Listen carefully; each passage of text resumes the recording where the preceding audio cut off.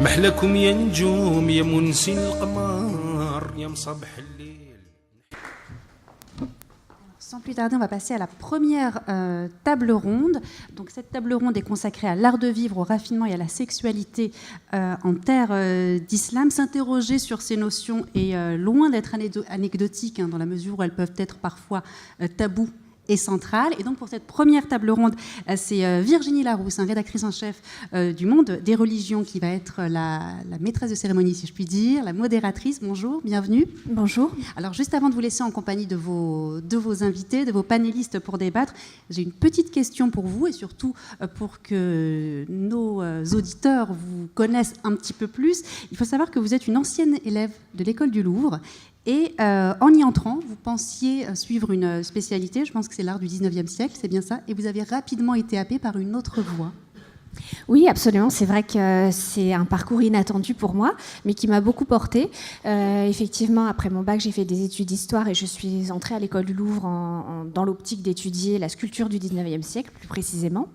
Et puis, en fait, à l'École du Louvre, on est obligé de suivre un tronc commun. Et le premier cours concernait l'Antiquité du Proche et du Moyen-Orient, ce chose très logique, le berceau de la civilisation.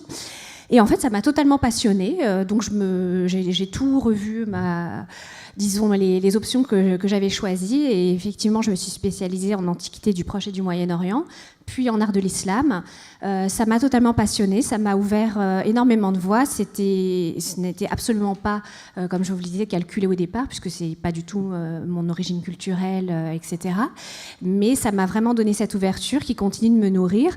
C'est vrai que les grandes voies spirituelles, en règle générale, m'intéressent, mais l'islam m'intéresse tout particulièrement parce que, à notre époque, effectivement, il y a ce besoin de redécouvrir, de réenchanter l'islam. Et je pense que c'est un des grands enjeux de notre époque. C'est ça aussi, en tant que journaliste, qui m'intéresse, c'est de travailler sur une question qui est vraiment fondamentale, disons, pour la suite, pour notre avenir, en fait, à tous. Ça ne concerne pas que les musulmans, ça concerne l'humanité dans son ensemble.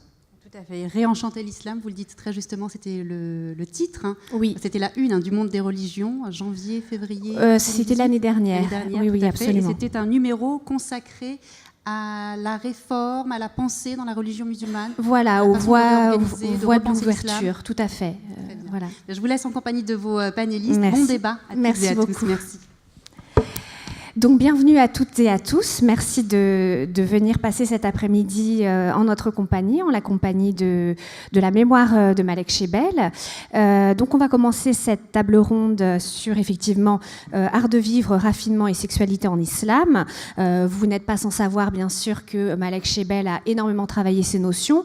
Et juste pour mémoire, je voulais citer quelques ouvrages parmi les très nombreux livres qu'il a consacrés à ce sujet, qui portent spécifiquement sur cette question. On peut citer donc par exemple Encyclopédie de l'amour en islam en 1995, Du désir en 2000, le très connu Kama Sutra arabe, 2000 ans de littérature érotique en arabe, qu'il a publié en 2006, et parmi d'autres, encore une fois, l'érotisme arabe en 2014.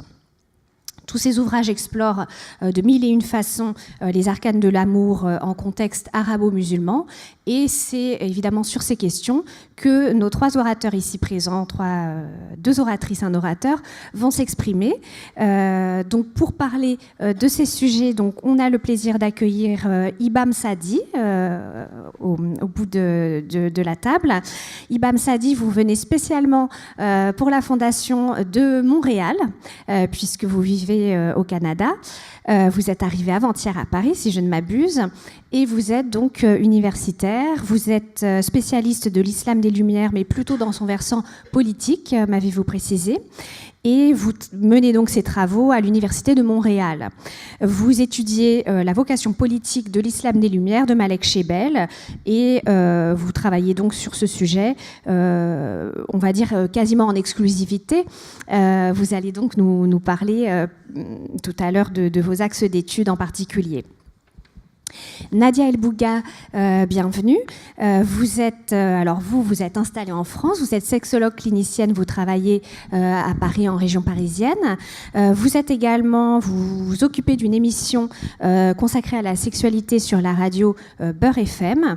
Et vous êtes également l'auteur d'un livre intitulé La sexualité dévoilée, sexologue, féministe et musulmane, publié chez Grasset en 2017, dont vous allez évidemment nous reparler. Et enfin, donc, on ne le présente plus, Ghaleb Bencher. Vous êtes donc président de la Fondation de l'Islam de France. Vous êtes également président de la Conférence mondiale des religions pour la paix.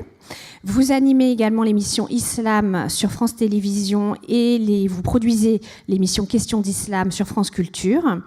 Vous êtes l'auteur de nombreux ouvrages, parmi lesquels donc, le Petit manuel pour un islam à la mesure des hommes, publié chez Lattès en 2018, et plus récemment, le Coran expliqué, publié donc chez Erol. Alors juste un mot concernant le déroulement de cette séance. Donc pendant 1 heure, nos oratrices et orateurs vont nous présenter donc leurs pensées sur ces sujets. Et ensuite, donc pendant 30 minutes, vous pourrez poser des questions à ce panel d'invités. Je vous demanderai donc dans cette optique, dans l'optique de répondre à un maximum de questions, de poser vraiment des questions précises et d'éviter de vous engager dans un monologue trop long. Donc, on va tout de suite donner la parole à Ibam Sadi, qui va nous présenter ses travaux et nous parler donc d'art de vivre et de raffinement en islam.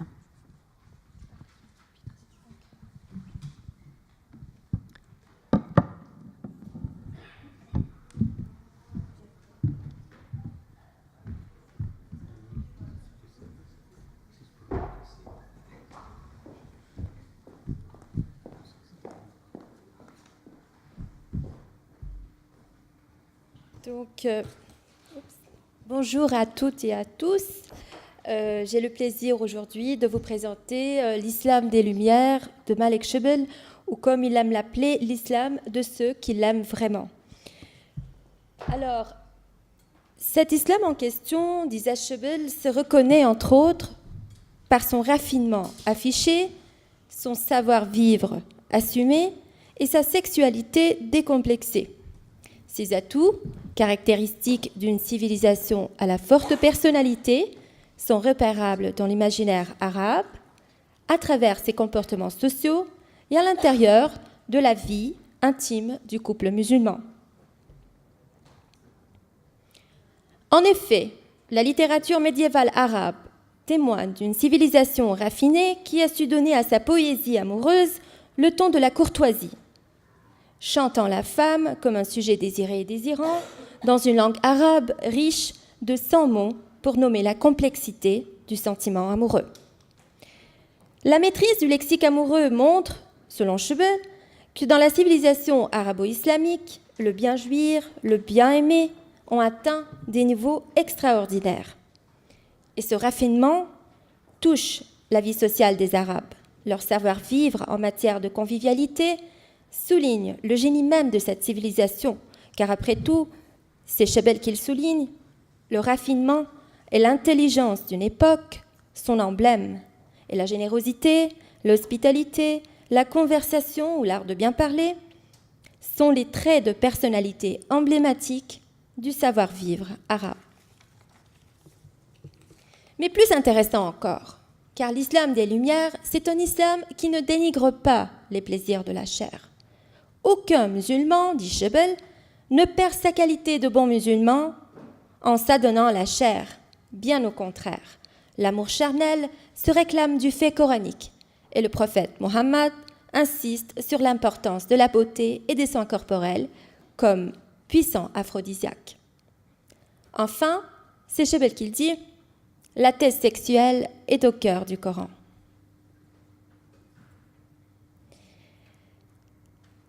En conclusion, on dirait que l'islam des Lumières, c'est l'islam de la beauté, du désir, du savoir-vivre, et c'est l'islam de ceux qui l'aiment vraiment. Merci.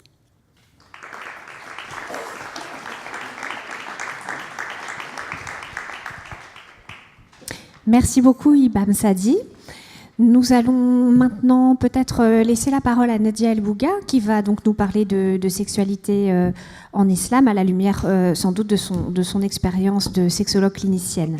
Merci Nadia. Alors bonjour à toutes et à tous. Je vais essayer de m'en sortir comme je peux avec ma rhinopharyngite et ma trachéite qui me poursuit depuis quelques jours. Alors tout d'abord, je tiens vraiment à remercier la Fondation Malek Chebel de m'avoir sollicité pour cette intervention. C'est un honneur pour moi. Un honneur pour moi puisque Dieu sait que je me suis intéressée très tôt aux ouvrages de Malek Chebel, rahimahullah. Alors pour ça, je vais commencer avec un extrait de son livre qui a été cité, le Kama Sutra arabe, où Malek Chebel dit « Les liens que l'islam entretient avec la sexualité sont tout à la fois codifiés et souples. Du point de vue musulman, Dieu ayant créé l'homme, il n'est aucun aspect de celui-ci qui manque de dignité ou qui ne mérite pas d'être exposé. C'est pourquoi l'acte de chair se réclame et s'autorise du fait coranique. D'ailleurs, il n'est aucun geste amoureux qui ne demande préalablement d'être inscrit dans une généalogie de foi et de croyance, et aucun musulman ne perd sa qualité de bon musulman en s'adonnant à la chair. Ça vient d'être dit. Il n'est pas rare non plus que les plus pieux annoncent la couleur. Ils prononcent la formule inaugurale, la basmala, et se livrent sans façon au faste de la chair. Après quoi, ils remercient Dieu de leur avoir donné l'énergie nécessaire, le qudra, taqa, pour mener leur copulation à son terme. On comprend ainsi que la sexualité humaine ne peut être en contradiction avec la parole divine, étant entièrement incluse dans un projet qui la légitime entièrement. Il dit également, au IXe siècle, El-Ma'i, célèbre philologue de Basra, habitué à faire des séjours à la campagne pour étudier le langage des Arabes du désert, langage qui était considéré comme étant proche de celui du Coran, raconte « Je vis, chez les Bédouins, une femme qui portait une chemise rouge. Elle était peinte et tenait à la main un chapelet. Qu'il y a loin, lui dis-je, de ceci et cela. Et elle me répond, une partie de moi-même est consacrée à Dieu et je ne la néglige pas. Et une autre partie de moi-même est affectée à la distraction et à l'amusement. Et là, El-Ma'i dit « J'ai compris alors, conclut-il, que c'était une femme vertueuse qui se parait pour son mari. » Donc c'est un extrait que Malek Chebel a pris des bons usages en matière de mariage de Ghazali. Alors quel décalage avec notre époque. Ce que l'on constate et que l'on retient des sociétés musulmanes contemporaines est le mixte de pudibonderie, de rigueur ou rigorisme plutôt, de misogynie, de machisme, de conformisme social, de radicalisme religieux, de conservatisme politico-religieux et de violence. Le tout plus ou moins institutionnalisé par certains États. Aujourd'hui, la sexualité est une norme paradoxale. Tout est fait comme si elle n'existait pas. Et d'ailleurs, à ce titre, je vous cite la parole d'une gynécologue égyptienne qui avait été interviewée par Shirin El-Feki lors de la préparation de son livre « La révolution du plaisir », où elle dit « Dans le monde arabe, le sexe est le contraire du sport. Le sport, tout le monde en parle, mais personne ne le pratique. Le sexe, tout le monde le pratique, mais personne n'en parle. » Donc la sexualité conditionne tous les non-dits, pour reprendre une parole de Kamel Daoud, et elle est niée et posée par son occultation. Il est donc utile de rappeler haut et fort la place que l'âge d'or musulman a accordée jadis aux questions de l'amour et de la sexualité. Car c'est un projet indissociable de l'islam des Lumières. Cette riche et ancienne tradition arabe, persane, turc, vouait un culte au corps, à la satisfaction des désirs, à la satisfaction des plaisirs sexuels. Alors certes, le plus souvent dans le cadre de prescriptions coraniques, mais avec tout de même une liberté de ton sans commune mesure par rapport à notre époque. Donc je pense bien sûr à des ouvrages comme celui de Cheikh Nafzaoui, donc Le Jardin parfumé, mais également au Collier de la Colombe de Ibn Hazm, et également les 12 traités d'érotologie de Soyoté. Tous ces ouvrages sont très peu, voire pas connus de la jeunesse arabo, turco, persano, musulmane, berbéro, africano, musulmane. Et il est vrai que dans certains pays, il est très difficile de trouver ces livres. Pour se les procurer, ça se fait que sous le manteau. Donc tout un art de plaisir qui a marqué les cultures arabo-persano-musulmanes, médiévales et prémodernes, sont à souligner ici, et c'est à se demander si finalement, si ce n'est pas nous qui sommes dans une période prémoderne, quand je dis nous, je parle des pays arabes, et qu'en réalité la modernité fut. Donc ces livres sur l'art d'aimer et sur l'art érotique ont été, comme je vous ai dit, évincés du champ socioculturel islamique contemporain. Et il est urgent de les réhabiliter. Et j'inclus dans ces livres les livres de feu Malek Chebel. Alors il est intéressant de les réhabiliter. Pourquoi ? Parce qu'en fait, dans ces livres, il y a 3 approches. La sexualité est abordée sous une approche historico-littéraire, dans les œuvres de Malek Chebel notamment, mais également une approche sociologique, qui n'est pas à négliger en sexologie notamment, discipline qui s'intéresse à la sexualité, et une approche plus psychologique qui pointe l'éros musulman ou islamique. Alors je cite le Kama Sutra, bien sûr arabe, 2000 ans de littérature érotique en Orient, écrit par Malek Chebel, également l'érotisme arabe, qui ont été cités par Virginie Larousse, l'encyclopédie de l'amour, mais également le bréviaire arabe de l'amour de Ibn Kamel Pacha, Copulé et Malois, un érotisme arabe islamique, texte recueilli par Bassam Said, et comme je vous l'ai dit, le Jardin parfumé, le Collier de la Colombe. Alors, tous ces livres, me direz-vous, sont écrits par des hommes. Donc c'est aussi une vision de la sexualité vue par le prisme masculin. Donc moi j'invite toutes les femmes, et notamment les femmes de confession musulmane et de culture arabo-musulmane, eh bien, à produire des écrits pour que également naissent, renaissent et jaillissent, j'ai envie de vous dire, un érotisme féminin combiné à l'érotisme masculin. Je vous remercie.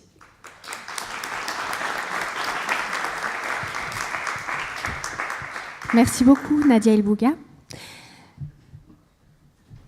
Khaled Bencher, si vous voulez conclure, si j'ose dire, et après on pourra échanger entre nous, avant d'échanger avec le public. Qu'on s'est présenté comme ça, oui. Alors, mes chers amis, je ne voudrais pas vous saturer de ma présence. Décidément. Entre-temps, j'ai appris que ce n'est pas un micro, mais c'est simplement pour... Quand je dis simplement, ça ne veut pas dire que ça n'a pas une valeur marchande. Donc, il vaut mieux que je donne ça à Eva, on est tranquille. Alors, j'étais en train de dire que je ne veux pas vous saturer de ma présence. J'ai fait en partie l'inauguration de ce colloque international. Votre serviteur se trouve ici simplement pour pallier une absence, et j'aurai à présider la 3e table ronde. Avouez que ça fait beaucoup. Ce n'est pas parce que j'ai dit que la Fondation de l'Islam de France soutient totalement la Fondation Malek Chebel qu'il faut la phagocyter par la présence de son président. Et en plus, devant des oratrices aussi intelligentes et compétentes, en palliant l'absence donc d'un autre intervenant, je ne ferai que dire d'une manière très brève et en me conformant au temps 3 choses, parce que j'ai cru comprendre qu'il y a un triptyque, c'est l'art de vivre, le raffinement et la sexualité. Aussi étonnant que ça puisse l'être, je le dis parfois pour certains de mes corélégionnaires, mais surtout pour nos compatriotes et par-delà pour nos semblables, la civilisation islamique est une civilisation d'art de vivre et d'art tout court. Un art profane, et n'est pas nécessairement un art religieux, un art de cour et pas nécessairement un art bédouin, avec toute la noblesse que j'ai et que j'éprouve et que je connais, et le respect pour la bédouinité. Et c'est aussi un art figuré et figuratif, et ce n'est pas nécessairement un art abstrait, comme certains le pensent. Ça, c'est d'une manière générale. Alors c'est vrai que depuis tout à l'heure, nous parlons d'islam. J'aime, par souci de rigueur, souligner que lorsqu'on dit le vocable islam, sincèrement, on ne sait pas à quoi ça renvoie. Aujourd'hui, nous parlons plutôt de l'aspect civilisationnel. Il y a aussi d'autres aspects spirituels, culturels au pluriel, et puis d'autres. La rigueur me recommande de dire qu'il s'agit d'une réalité humaine, de société, travaillée par le fait religieux dans sa coloration monothéiste abrahamique selon la réception de la révélation coranique. Vous voyez bien que la phrase est alambiquée, mais je la dis au moins une fois quand je parle d'islam, ou éventuellement avec islam grand I. Donc il y a effectivement un art de vivre, l'art de la conversation, tout simplement. Le respect absolu, l'adab, un terme arabe polysémique qui renvoie aux humanités, qui renvoie à l'humanisme, qui renvoie surtout à une façon d'être, à une manière d'être, au respect, à l'éducation, à la courtoisie. C'est quelque chose de la plus haute importance. Nous ne pouvons pas accepter que dans nos discussions, le ton puisse être levé. Nous ne pouvons pas accepter que dans nos discussions, il y ait des grossièretés. Nous ne pouvons pas accepter que dans nos échanges, il y ait des vulgarités. Voilà, ça fait partie de l'art de vivre, ça fait partie aussi d'une vision du monde. Et à ce sujet, je convoque Ziryab, le grand Ziryab. Né à Mossoul en 786, mort à Cordoue en 857. Ce ne fut pas que l'homme musicien et musicologue qu'on connaît, c'était l'arbitre de l'élégance, le maître du raffinement, aussi bien en Irak, sous l'ère abbasside, mais surtout à Cordoue. Et quand on a connu son importance, on l'a honoré. Je peux vous raconter jusqu'à demain matin comment il vivait. On lui doit l'agencement de la table, l'ordonnancement des plats, le fait de finir nos repas avec des douceurs et des sucreries, le fameux dessert. Il ne faut pas l'oublier, ça remonte notamment à Ziryab. Alors si on revient à la musique, bien entendu, ça me fait mal au cœur d'entendre quelques imams dire à leurs jeunes auditoires que si vous écoutez de la musique, vous serez maudits, vous serez transformés en porcs et en singes. C'est anti-humaniste. Nous ne pouvons pas accepter cela. C'est une déclaration d'insoumission face à la barbarie qui commence par le fait de ne pas reconnaître qu'il n'y aura jamais rien de bon de quelqu'un qui n'est pas sensible à la musique. Je suis peut-être péremptoire, mais je le crois fondamentalement. Et ce n'est absolument pas antinomique avec une spiritualité et une foi apaisée. Alors, je vous ai dit tout à l'heure que je ne voudrais pas vous saturer de ma petite personne, mais si la foi est saturée de quiétude, d'ataraxie, d'apaisement et d'élévation spirituelle, eh bien c'est ça, c'est comme ça que je vois l'âme humaine en contexte islamique, avec la spiritualité islamique. Bon, je passe, après avoir parlé donc du raffinement des arts d'une manière générale, le cérémonial des cours, copié par la suite en Europe, ce qu'on appelle en termes techniques les codes auliques, auliques, A-U-L-I-Q-E. C'est cette volonté de vivre en quête de beauté, parce que Dieu est la suprême théophanie, tajalli, la théophanie, l'apparition du divin. Pour le dernier aspect de ce que j'appellerais les rapports charnels, si on savait ce qui se passait dans les jardins, dans les prairies, sous des tonnelles, sous des auvents, sous des pergolas, comme ébats amoureux, certes, alors certains vont ajouter dans le cadre consacré des liens conjugaux. Oui, mais il n'y avait pas la pudibonderie affectée que nous connaissons maintenant, et dont a si bien parlé Nadia à l'instant. C'est parce que la jouissance est un acte de piété, donné, procuré et reçu. Je ne suis pas en train nécessairement de faire voler en éclats la pudeur, loin de moi ceci. Il faut simplement revenir à des considérations humaines, saines, élévatrices de l'âme humaine. Et donc, les ouvrages cités à juste raison, et ô combien si nous pouvions les lire, les enseigner, il n'y a rien de gênant, de croustillant, de cru. Il suffit simplement d'accompagner.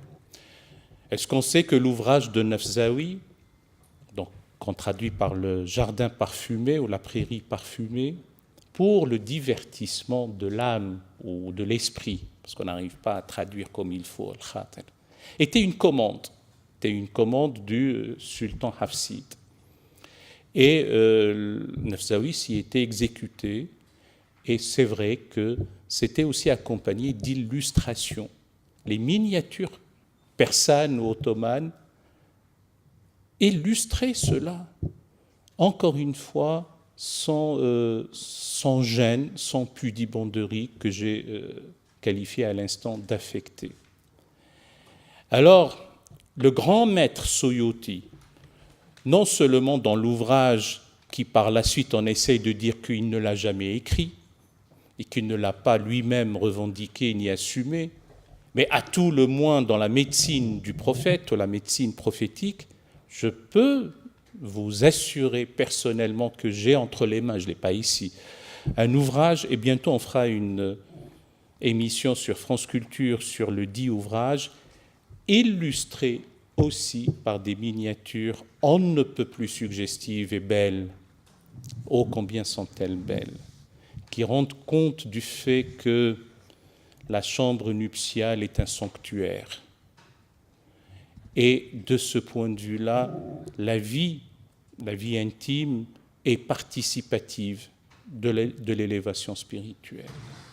C'est pour ça, pour mon mot de conclusion, je ne veux pas qu'on se méprenne sur mes propos passés et sûrement à venir, du fait lorsqu'on emmitoufle la jeune musulmane contre son gré, parce que le respect absolu, scrupuleux de la conscience humaine me fait dire que lorsque le choix est délibéré et accompagné par une volonté de médiatiser la relation au divin par cette marque de pudeur, je suis respectueux.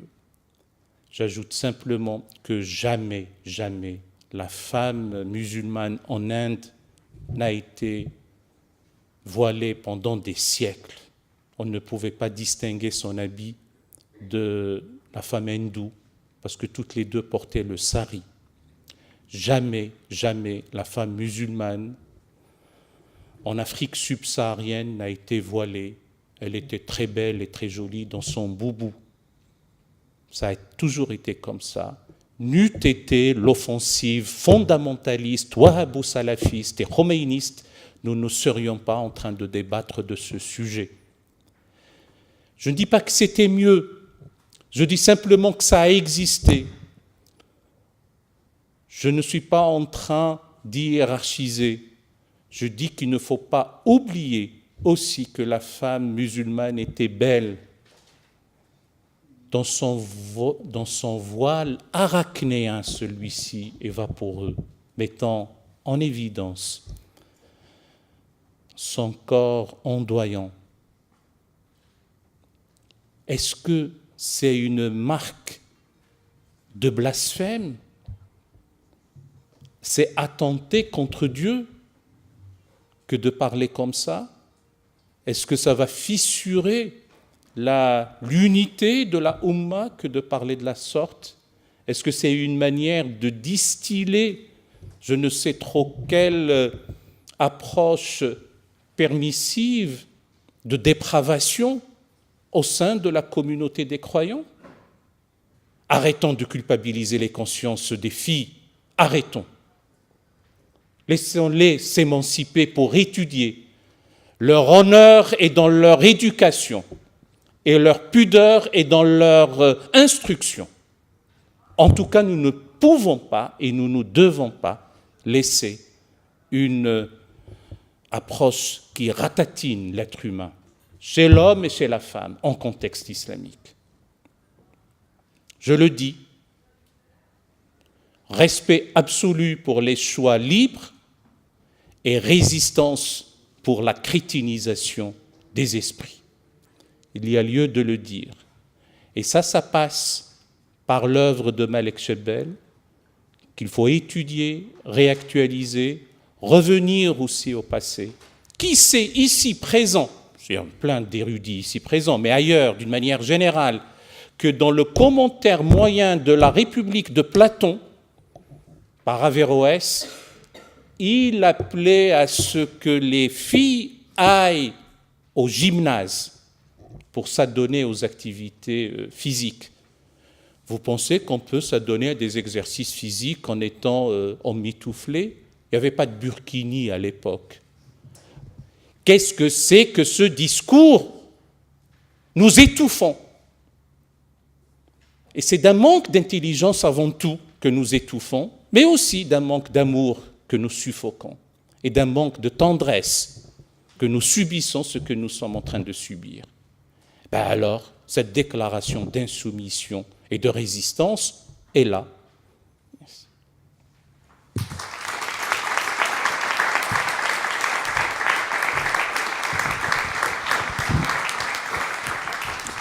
Merci beaucoup, Raled Bencher, pour ces paroles engagées. Vous parliez tous les trois d'un âge d'or. Est-ce que vous pourriez nous préciser à quelle époque exactement vous faites référence? Ibam Sadi.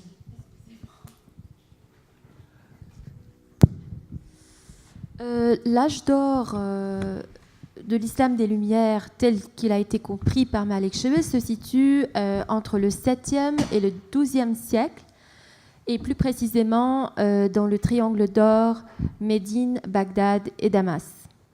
Donc c'est à cette époque-là où la société musulmane s'épanouissait. C'est à cette époque-là que l'islam se trouvait à son apogée et que les sociétés musulmanes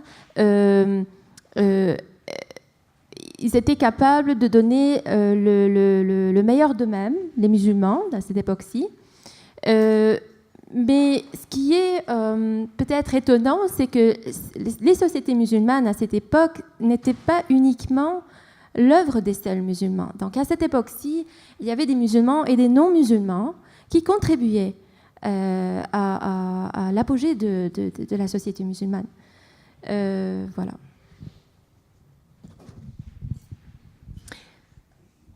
Alors, on parle d'âge d'or, mais est-ce qu'au fond, ce n'est pas aussi, d'une certaine manière, un peu le mythe de l'âge d'or? À savoir, est-ce qu'on n'a pas toujours tendance à se dire que finalement, c'était mieux dans les temps anciens? Nadia El Bouga, peut-être.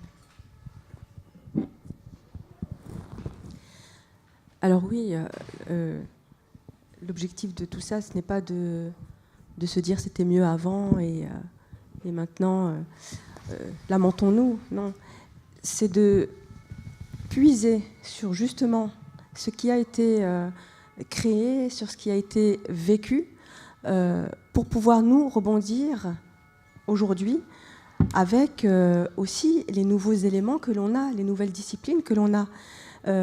Comment se fait-ce qu'à une époque où nous n'avions pas une discipline comme, en tout cas formalisée comme aujourd'hui, comme la psychologie, comme la sexologie, comment se fait-ce que il y ait eu cette ouverture d'esprit, cette ouverture des corps, alors qu'aujourd'hui, avec toutes les sciences que nous avons, malgré tout, certaines sociétés restent encore fermées sur notamment les questions sexuelles.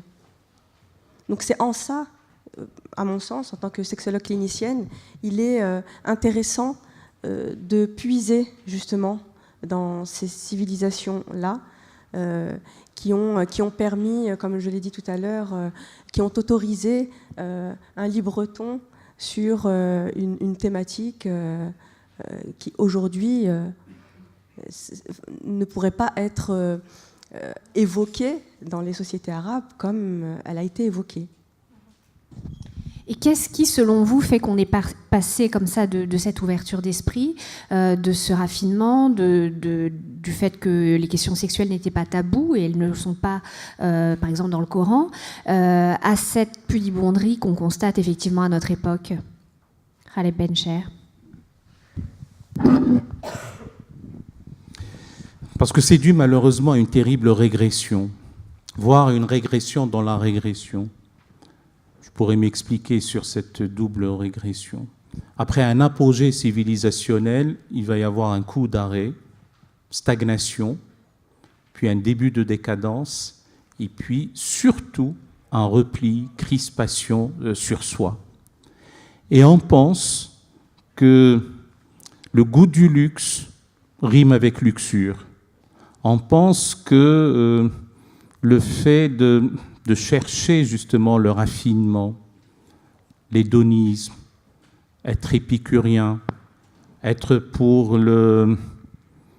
flatter les sens, et pour certains était la raison et la cause de la dite décadence. Puis les choses se sont aggravées, et j'aime à rappeler, je ne dis pas si Freud était pertinent ou pas, je ne suis pas psychanalyste, je le dis sous le contrôle de l'Indien, mais il n'y a pas eu le moment Freud en contexte islamique. Et comme on l'a totalement évacué, on est plutôt dans le repli, plus beaucoup d'idioties qui sont véhiculées, dont on a investi le corps féminin par une notion d'honneur hypertrophiée, etc. Et surtout la méconnaissance. Moi, c'est par souci d'être concis, je crois même que j'ai débordé mon temps, que je ne voulais pas revenir sur une forme de poésie flattant l'amour, pas nécessairement l'amour sensuel. Tout à l'heure, Nadia a évoqué le collier de la colombe. Il y a un passage extraordinaire. C'est lorsqu'il est dit « Et mon regard la suit, te suit toujours, ô toi bien magnifié, c'est comme l'épithète est toujours collée au nom qualifié. » C'est, dans les adjectifs, vous avez un adjectif par apposition, comme on dit, et l'adjectif sous forme d'épithète, il est toujours collé au nom. Eh bien, le regard de cet enamouré, de cet amoureux, collait toujours à sa bien-aimée, et le regard la magnifie. On rapporte que quelqu'un, on est venu lui dire « Oh, tu sais, ton fils, nous pensons qu'il est amoureux, on le voit régulièrement avec une fille. » On est au Moyen-Âge ou à l'âge d'or, Moyen-Âge latin. Il leur a dit « Mais quelle merveilleuse nouvelle, je m'en réjouis, je rends grâce à Dieu. » Mais on lui a dit « Mais tu es fou, et il ne va pas étudier, il ne va pas apprendre. » Il a dit « Non, il va être de plus en plus raffiné, il va s'occuper de lui, il va se parfumer, il va se rendre beau, il apprendra des choses pour être bien et beau devant sa bien-aimée. Mais c'est la meilleure nouvelle que vous êtes venu me dire. » On rapporte que Haroun al-Rachid, immortalisé par les 1001 nuits, dans un soir de mélancolie, a convoqué 2 poètes. Il leur dit « Je n'ai pas vu ma bien-aimée à un moment, et parce qu'elle est loin. Trouvez-moi quelques vers, composez-moi, improvisez-moi quelques vers qui peuvent m'alléger. » Je ne vous raconte pas tout. À chaque fois, il donnait 10 000 dirhams, puis il leur a dit « Non, tout ça ne m'apaise pas. Et par Dieu, je suis plus poète que vous. » Et il s'est mis à déclamer « Ô Seigneur, accorde-moi un grand sommeil. Comme ça, en plein rêve, je verrai ma bien-aimée parce que je ne la vois pas en éveil. » Voilà, c'est le calife qui dit ça. Peut-être un dernier point. Walada, fille de Moustakfi Mohammed III, morte en 1091, tenait salon littéraire et elle écrivait des vers de poésie sur son avant-bras. Et quand elle se mettait debout, les présents et présentes les lisaient. Et elle s'est mise elle-même à déclamer, n'ayant pas vu Ibn Zaydoun, le grand poète cordouan, et elle commençait à dire « Et seul dans mes appartements je me languis, et accompagnant le chant de mes gardiens, mon long sanglot éburnéen déchire le voile de la nuit. » Olada est morte en 1091. Nous sommes en 2019. Et on pense que poésie, musique, raffinement, art de la table, ébat amoureux, vie, c'est quelque chose qui ne va pas de pair avec l'élévation spirituelle. Et qu'a-t-on fait alors du verset coranique qui dit « œuvre dans ce que Dieu t'a donné pour l'au-delà et n'oublie jamais ta part ici-bas. Fais du bien, Dieu t'a fait du bien. » Merci. Sur le statut de la langue arabe, en fait, c'est intéressant parce que récemment, j'avais effectivement organisé un débat où Nadia El Bouga était déjà présente, et il y avait une écrivaine d'origine syrienne qui s'appelle Salwa Al-Naimi, qui a écrit un livre, on va dire, d'inspiration érotique qui s'appelle La preuve par le miel, qui, dans ce livre, en fait, elle explique que pour elle, la langue arabe est la langue du sexe. Et à côté d'elle, on avait Kamel Daoud qui disait qu'au contraire, pour lui, la langue arabe est la langue du sacré. Donc, quel regard est-ce que vous portez sur la langue arabe ? Est-ce que c'est la langue du sexe ou la langue du texte ?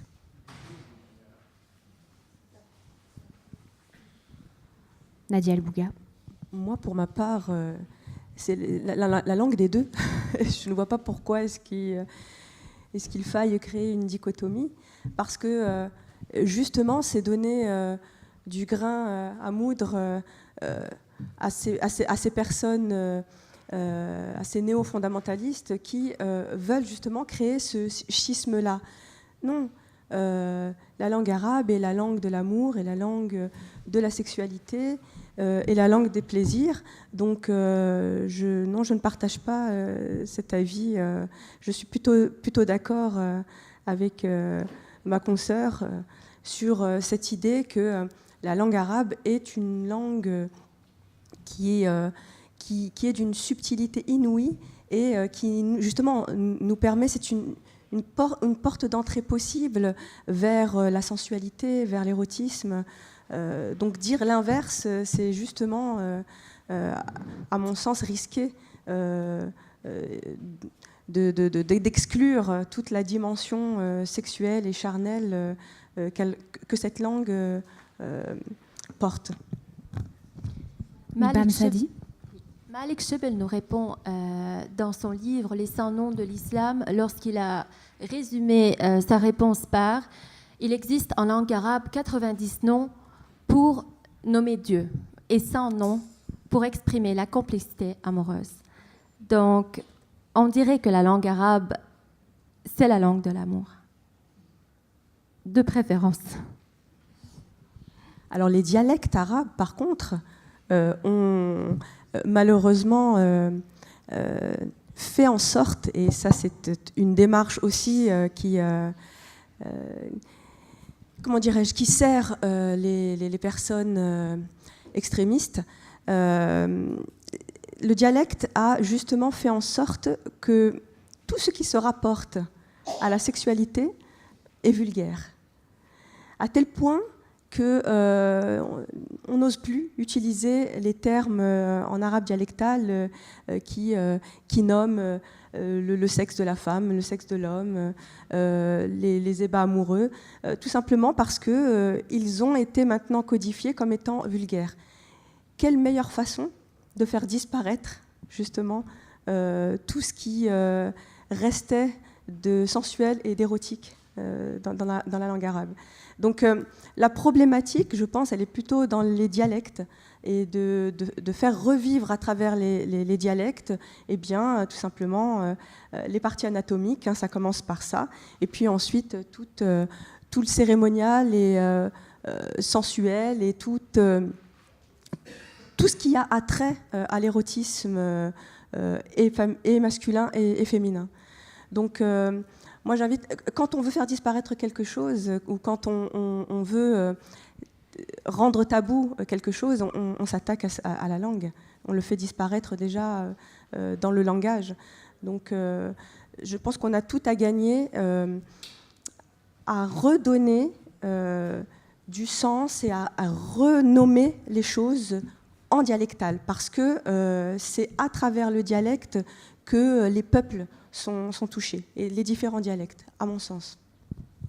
Alors justement, le fait qu'on soit là réunis à aborder ces questions sans tabou, en tout cas on essaye d'en avoir le moins possible, bien qu'effectivement on dise qu'il y a ce problème de pudibonderie, de sexualité abordée sous un angle exclusivement normatif, est-ce que quelque part ça n'est pas quand même le signe d'une révolution sexuelle qui ne dirait pas son nom ? C'est-à-dire, est-ce qu'il ne faudrait pas être finalement plus optimiste que ce qu'on est à l'heure actuelle ? Alors pour ma part, je suis optimiste. Je suis optimiste parce que de par ma pratique en tant que sexologue clinicienne, dans l'alcôve du cabinet, moi je vois qu'il y a de l'optimisme. C'est-à-dire que les gens viennent consulter, les femmes, les hommes, les couples viennent consulter avec réellement cette conscience qu'il y a quelque chose qui ne va pas, quelque chose qui ne va plus. Et malgré ce que l'on voit à grande échelle, notamment à travers les médias, à titre individuel, les gens sont conscients qu'il y a quelque chose à changer.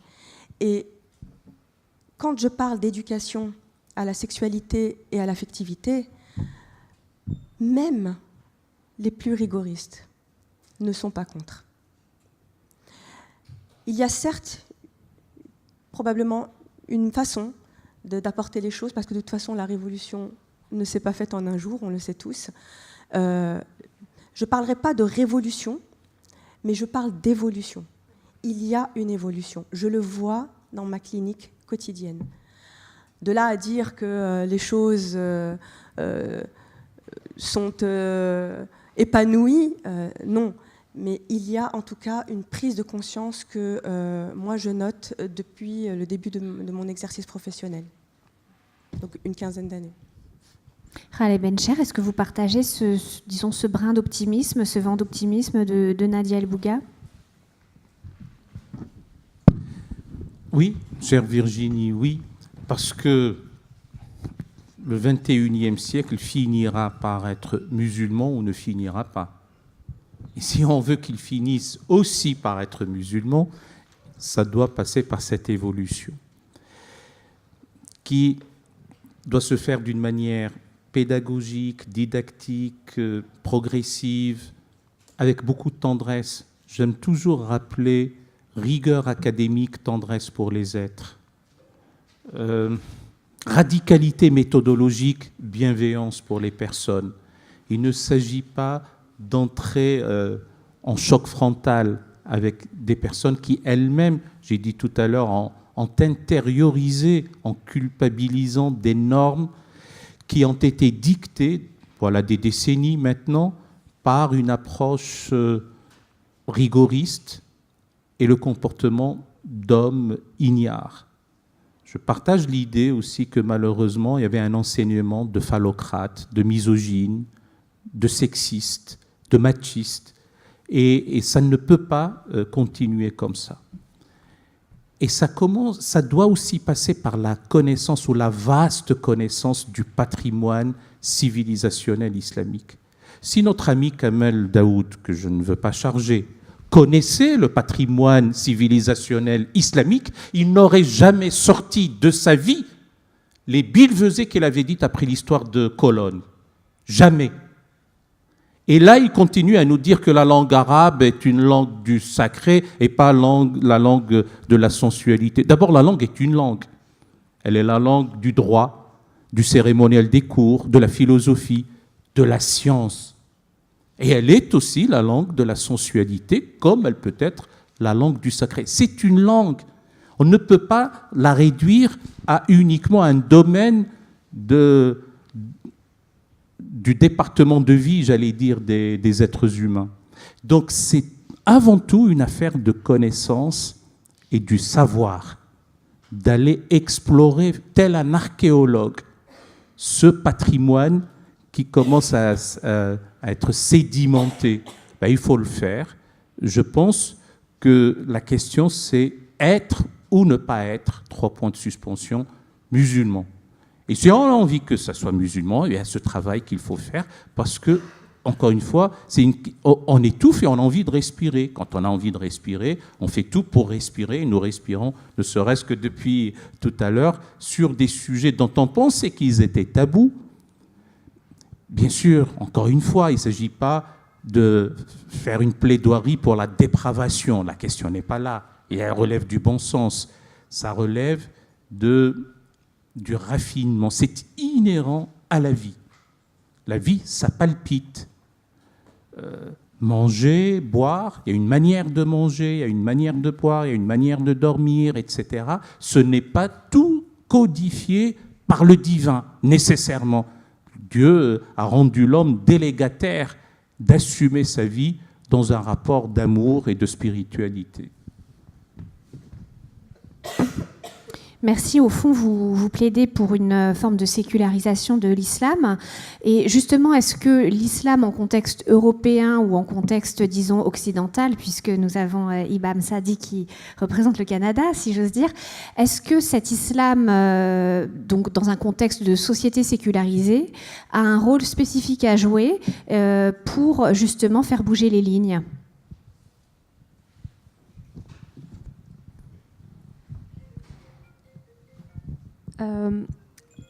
En fait, l'islam des Lumières tel qu'il a été présenté par Malik Shibel ne peut se vivre à l'extérieur d'une démocratie occidentale moderne.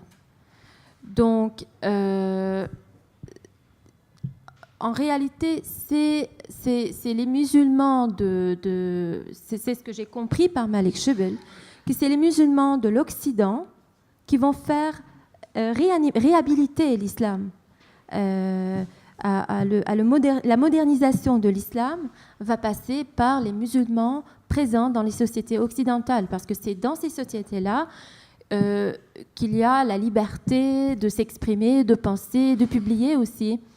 Et c'est à ce moment-là que ça prend ce cadre politique. Donc c'est une obligation qui s'encadre l'islam des Lumières, qui se trouve dans une société où la liberté est au cœur de ses préoccupations.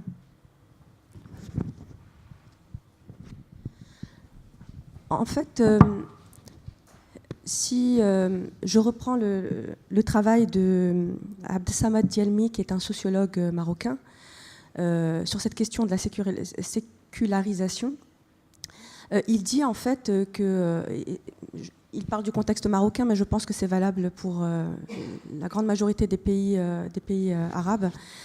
Il dit qu'en fait, il fut une phase où la loi sexuelle, les normes et les lois sexuelles allaient de pair avec les pratiques sexuelles, qui étaient donc codifiées par, en grande partie, le religieux, le dogme religieux.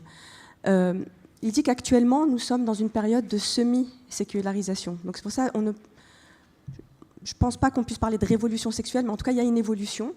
C'est qu'en réalité, sur le terrain, on constate qu'il y a un décalage entre les normes et les lois sexuelles qui n'ont pas changé, qui sont toujours aussi dogmatiques, mais les pratiques sexuelles, elles, sur le terrain, ont changé.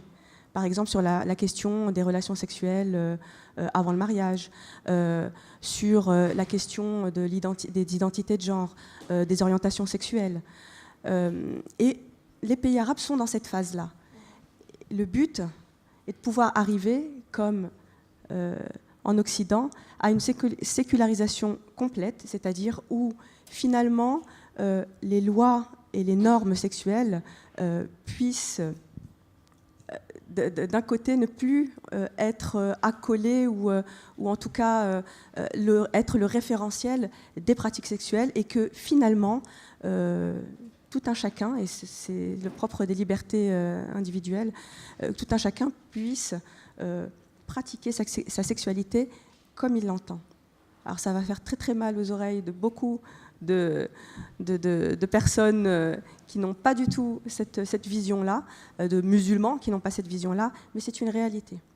Et à mon sens, le message même ontologique de l'islam va dans ce sens de la sécularisation.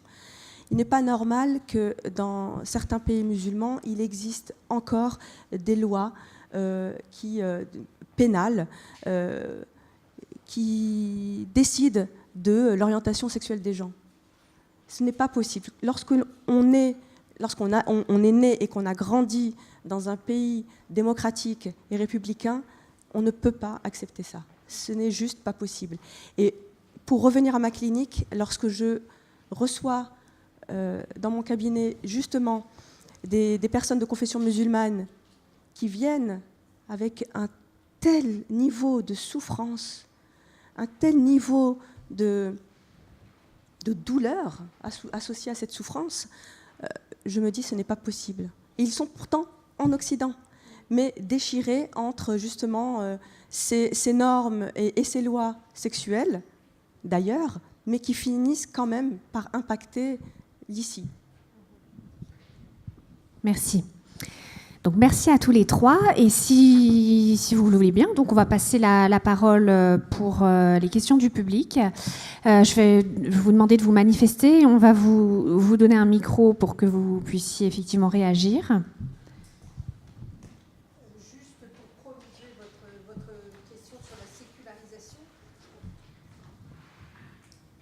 pour prolonger votre question sur la sécularisation. Je voulais dire que peut-être l'enjeu qui est devant nous, c'est la question de la laïcisation de la religion, et notamment en France.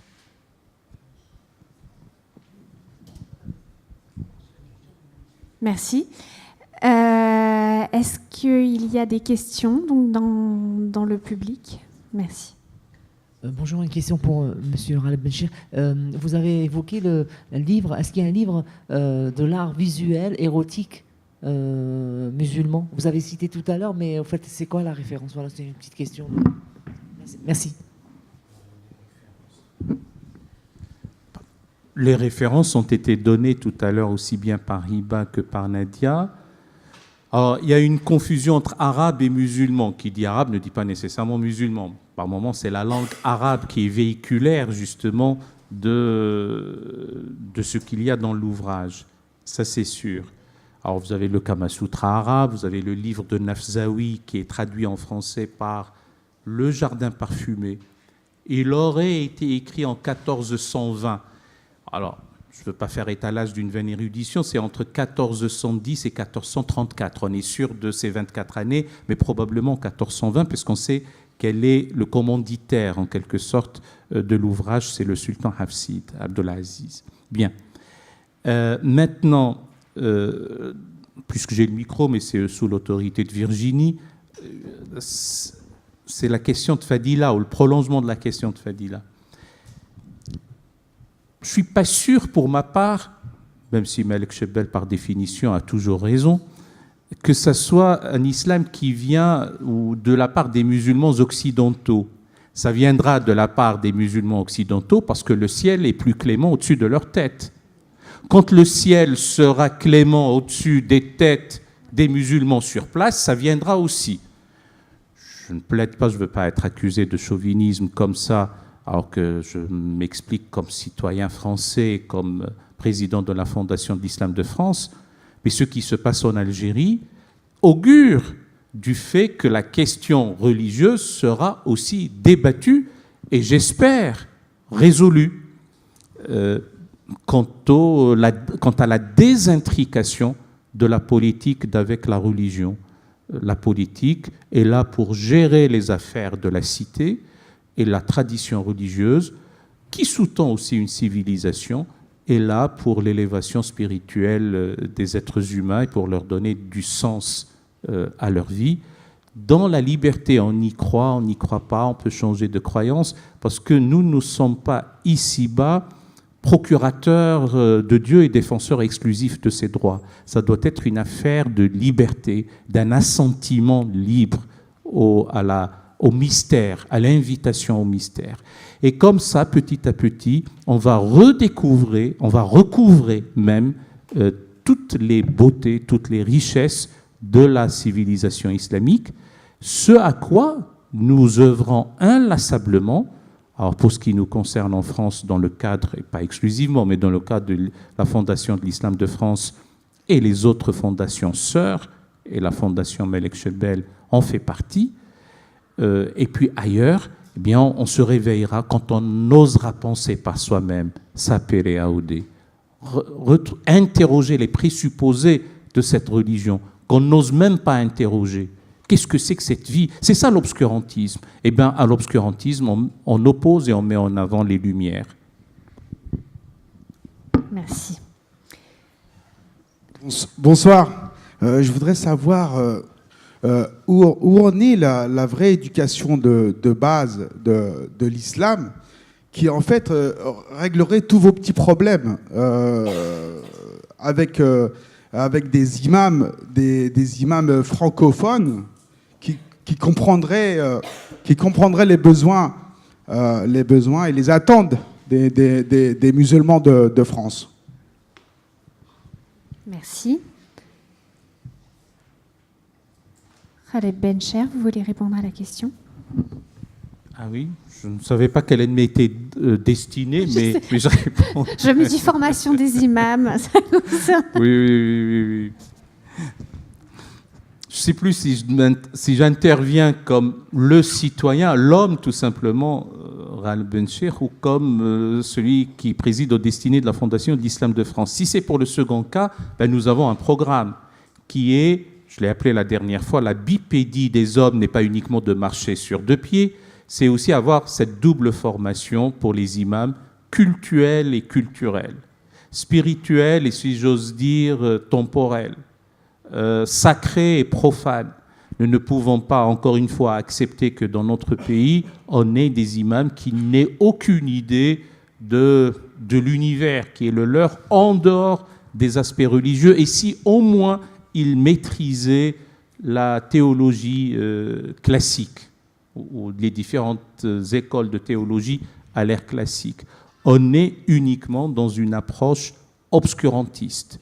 Je ne veux pas généraliser, toute généralisation est abusive, mais ce qu'il y a sur la place publique, pour l'instant, n'est pas réjouissant. Donc il faut qu'il y ait cette formation dite profane. L'histoire des institutions de la République, de la laïcité, de l'histoire, de la connaissance, de la civilisation. Venir peut-être consulter Nadia, certes, s'il le faut, mais en tout cas lire. Et je ne suis pas sûr que ce soit des petits problèmes, mais vous l'aviez dit d'une manière euphémistique, j'ai compris. Ce sont même de gros problèmes, de grands problèmes. Bon. Je parlais de vos problèmes de sexualité. Et ils ne sont pas non plus petits. islamique, ces problèmes qu'on en parle. Oui, peut-être un dernier point. On attribue à 5 grands personnages de l'humanité d'avoir dit que tout est quelque chose. Donc, tout est loi pour l'un, tout est amour pour l'autre, tout est profit pour le troisième, tout est sexe pour le quatrième et tout est relatif pour le cinquième. Plus tard, vous saurez qui c'est. Ils ont quelque chose en commun. Et Martine sait de ce dont je parle. Vous nous tenez en haleine, là. Nadia. Oui, si je peux me permettre aussi de répondre à votre question, je vais jeter un pavé dans la mare. Moi, j'ai envie de vous renvoyer la question, et quid du ministère des femmes, c'est-à-dire de l'imama des femmes. La semaine dernière, j'ai invité, je la vois, voilà, Karina Baloul est présente. J'ai invité justement 4 femmes, une femme rabbin, donc Florian Chinsky, une islamologue, également imam, Karina Baloul, Emmanuel Sebold, pasteur, et Christina Morera, prêtre, qui a été bien entendu excommuniée, puisque ça ne rentre pas dans les canons de l'Église. Eh bien, moi je pense qu'on a tout à gagner à ce que les femmes puissent accéder enfin au ministère religieux. Et notamment, je le pense profondément, sur cette question de la sexualité. Parce que ce n'est pas ordonner des femmes pour les ordonner, pour juste avoir un petit peu plus de féminin dans le paysage, mais c'est permettre une herméneutique, une nouvelle herméneutique aussi, avec un regard féminin et une fraîcheur féminine. Excusez-moi de vous dire ça, mais si vous connaîtrez vraiment l'islam, qu'est-ce que l'islam, je veux dire, les femmes imams, je ne sais pas d'où ça vient, quoi. Je ne sais pas, ça vient de quelle planète? Je ne sais pas. Ça vient d'où? C'est nouveau? C'est nouveau? Non, c'est une question, ça vient d'où, en fait? Oui. Alors, Alors, tout d'abord, il faut savoir que dans l'histoire arabo-persano-musulmane, des femmes guides spirituelles, il y en a eu pléthore. Et ça, il ne faut pas l'oublier. Des grands maîtres, si vous permettez, guide spirituel, c'est un imam. C'est-à-dire que nous avons des grands maîtres spirituels qui ont eu comme maîtres des femmes. Donc, si techniquement, ce qui dérange, c'est le côté dogmatique, c'est-à-dire le fait d'avoir une femme face à nous qui nous parle et une femme face à nous qui prie, si c'est ça le problème... Je suis tout à fait d'accord et ouvert pour ça. Mais quand on parle d'imam, on parle d'une personne qui dirige la prière. C'est ça qu'on parle en imam. Mais une femme spirituelle, ça c'est... Excusez-moi. Non, parce que là, je comprends. Parce que vous dites imam. Il y a imam. Pour moi, imam, c'est pas ce que vous venez de dire. Vous dites femme spirituelle qui dirige, bien sûr, ça. Mais la femme en islam, en général, c'est elle qui éduque les enfants, etc. C'est la base de l'islam, la femme. Mais on parle d'une femme imam. Pour moi, c'était l'image de la femme qui dirige la prière. Alors, il y a quelque chose quand même qu'il faudrait... je vous invite à éclaircir vos idées, parce qu'une femme qui serait un guide spirituel et qui ne serait pas en mesure, donc guide spirituel, je parle de quelqu'un qui vous accompagne dans les hauts degrés de la foi et qui ne serait pas en mesure de vous accompagner dans la prière, ça me semble quand même bizarre. Alors, on Si vous permettez. va reprendre. Les textes, de toute façon, sont toujours ambivalents et ne s'expriment pas à l'unisson. On peut de toute façon dire tout et son contraire à partir d'un texte. Donc, on va passer à une autre question, si vous le voulez bien. Oui, bonjour, merci pour les interventions. J'ai une question. Enfin, il m'a semblé, quand vous parliez d'art de vivre, de raffinement, de sexualité en terre d'islam, que vous parliez beaucoup, au fait, de ce qui se passe dans le monde arabe. C'est l'impression que j'ai eue, premièrement. Et en tant que personne qui n'est pas arabe, bien que je comprends l'arabe, je pense que les problématiques peut-être liées à la sexualité dans le monde arabe ne sont pas à généraliser sur toute la civilisation musulmane et ne sont pas à imputer à l'islam en tant que tel, puisque d'autres personnes sont capables de comprendre autrement les préceptes de l'islam sur cette question. Et donc, je suis très étonné, mais peut-être que je parle en occidental, à un jeune qui a grandi ici et qui n'a peut-être pas grandi dans ces histoires de tabous. Donc, mais je suis très étonné que l'on fasse de la sexualité un sujet majeur de réforme civilisationnelle par rapport aux problématiques géopolitiques, économiques et les différentes crises qui assaillent le monde musulman et le monde en général. Et au fond, est-ce que la question de la sexualité et de son insistance dans notre dialogue avec l'Occident n'est pas, au fond, le reflet d'une problématique spécifique au monde arabe et peut-être aussi au monde occidental, qui, les uns en faisant un tabou absolu et les autres en faisant une chose publique à étaler à tout va, n'indique pas un problème, au fond, une pathologie. Comme dirait la publicité des frites McCain, ce sont ceux qui en parlent le plus qui en mangent le moins. D'accord. Alors, Ghaleb Bencher, est-ce qu'il y a une problématique ou des problématiques spécifiques à l'islam en contexte arabe ? Peut-être le cas arabe est pathologique, mais malheureusement, ça, par porosité ou capillarité ou la mondialisation aidant, on trouve des similitudes à Jakarta, on les trouve aussi à Dakar, on les trouve au Suriname, on les trouve dans nos banlieues. Le même discours, je ne veux pas être ni péremptoire ni dans l'imprécation, ça n'a pas beaucoup de sens, mais le même discours aliénant.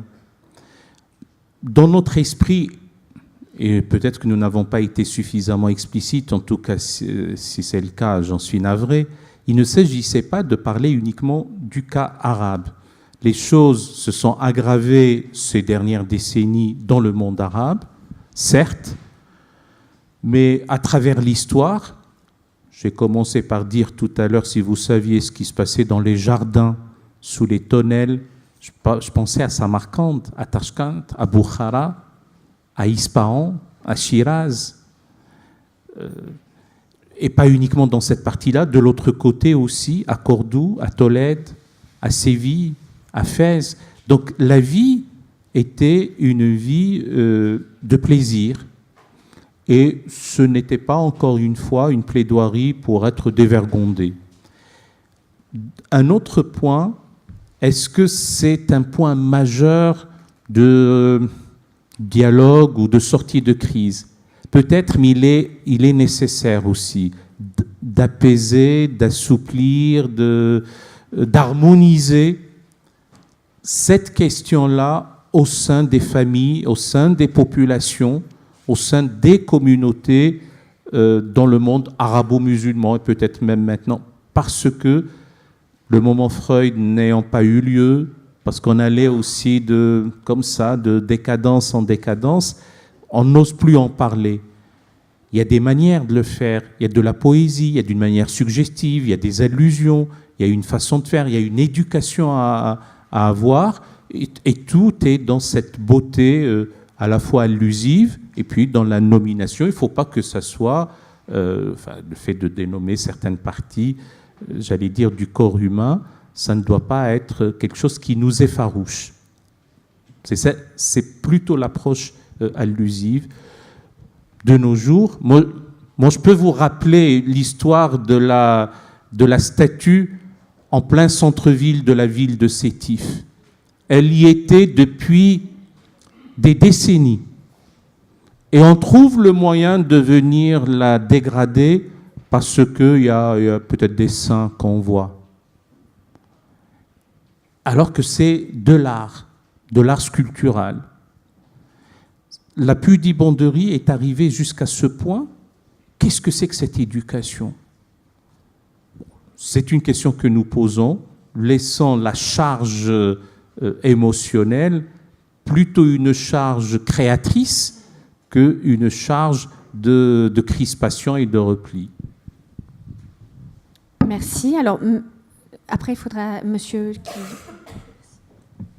Bonjour, alors je voulais vous remercier encore pour tout ce que vous faites. Moi, je suis venue vraiment par hasard, un ami qui m'a invitée. Je suis très intéressée. Est-ce que vous pouvez parler un peu plus fort, près du micro? Oui, alors en tant que jeune musulmane franco-marocaine, je suis très intéressée par le sujet.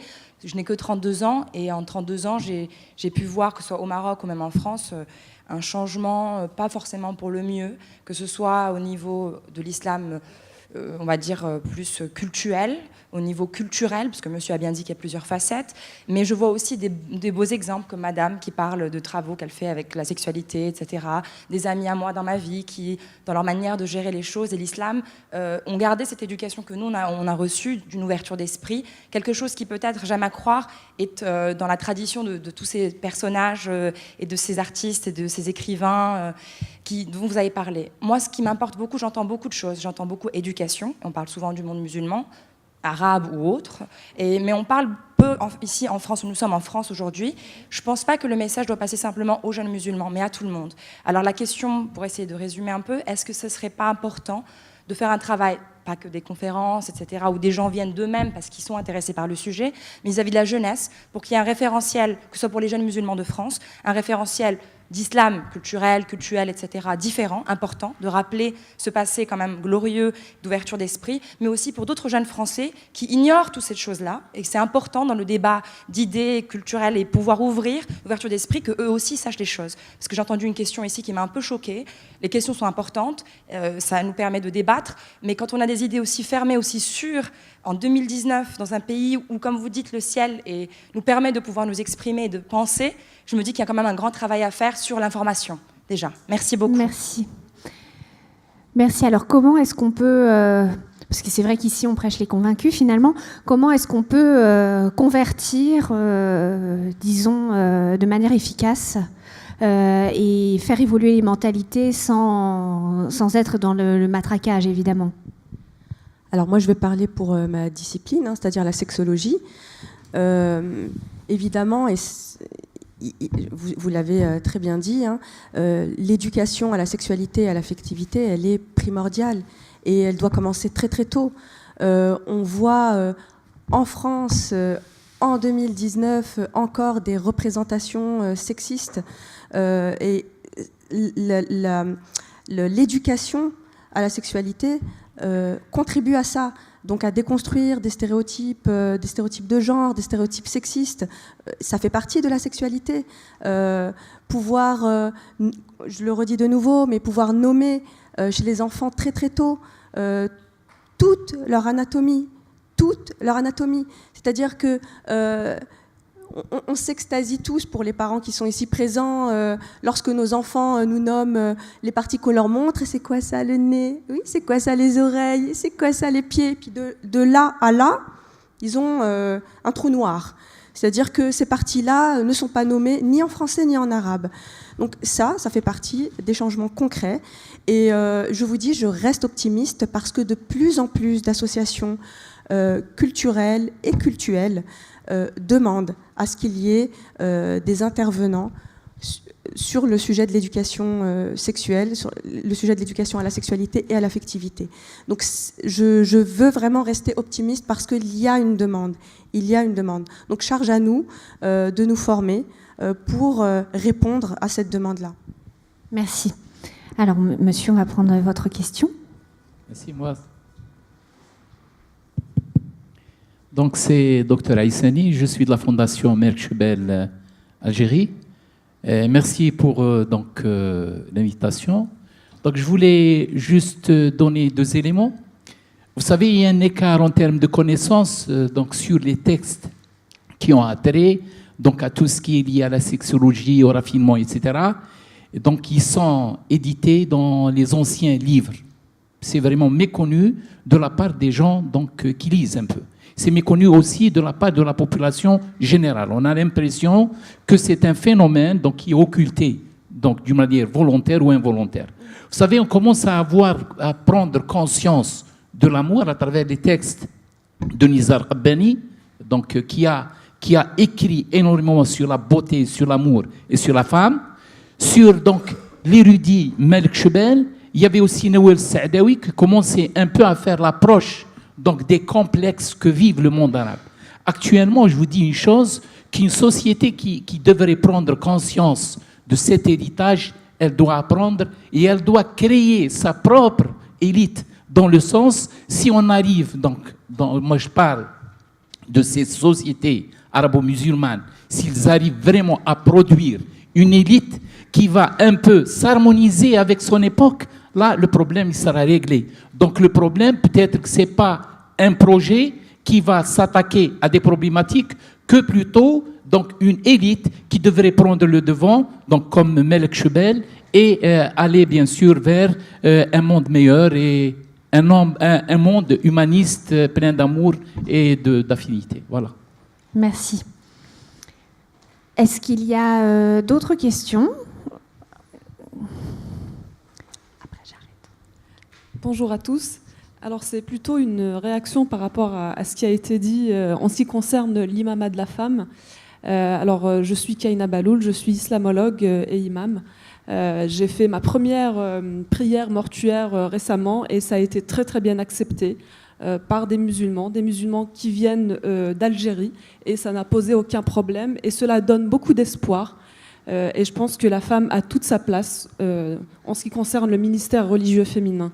Alors je voudrais juste revenir sur des choses qui ont été dites et qui sont complètement inexactes concernant des cas de femmes qui auraient exercé l'imama dans l'histoire de l'islam. Il faut savoir qu'il existe dans les sources, notamment dans les recueils de hadith, les recueils de traditions prophétiques, notamment le Mousnad de Ibn Hanbal ou de Abu Daoud, on parle d'une femme qui s'appelait Waraka, qui faisait partie des compagnons du prophète et qui a été autorisée par le prophète lui-même à guider la prière, donc à être imam. Et il semblerait qu'elle aurait été l'imam de la 2e mosquée de Médine. Et autre chose, il y a eu d'autres imams aussi durant l'histoire de l'islam. Au XIVe siècle, par exemple, nous connaissons le cas de Fatima bint Abbas, qui était une contemporaine de Ibn Taymiyyah et pour laquelle Ibn Taymiyyah vouait une grande admiration. Et que Ibn Taymiyyah allait dans les prêches, était très très bien accueilli par Ibn Taymiyyah et il avait une très très grande admiration pour elle. Et je crois que notre malheur aujourd'hui, c'est que nous ne connaissons pas toute cette histoire-là. Moi, j'invite les jeunes générations, les jeunes musulmans à aller consulter, à aller redécouvrir leurs sources, les sources de l'islam, parce que tout cela a existé, mais malheureusement tout cela est occulté aujourd'hui par des idéologies obscurantistes qui n'ont eu de cesse de mépriser la femme, d'essayer de la rendre invisible, de la rendre inexistante de l'espace public et intellectuel. Merci beaucoup, Kaina. Donc on va clôturer maintenant cette première table ronde. Merci beaucoup à nos trois intervenants, Ibam Sadi, Nadia El-Bouga et Khaled Bencher. Merci au public pour vos questions intéressantes. Et on va faire une petite pause, si vous le voulez bien. Merci.